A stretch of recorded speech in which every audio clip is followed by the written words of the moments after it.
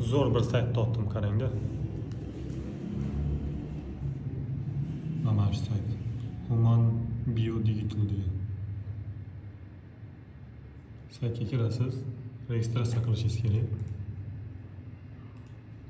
Google pochtangiz bilan registratsiya qilasiz.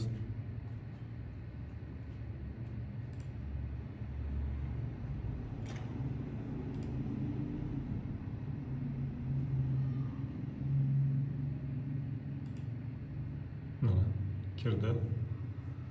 Odamni polni ichak chavoq bir narsalarini ko'radigan, ko'rsatadigan 3D ko'rinishda sayt. Mana.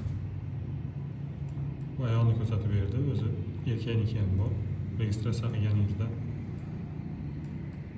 yurak, qon tomirlar qanaqa joylashganligi.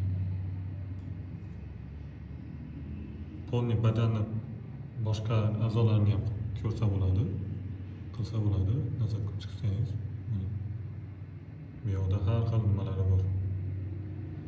A'zolarni oddiy ko'rsatadigan 3D formatlari.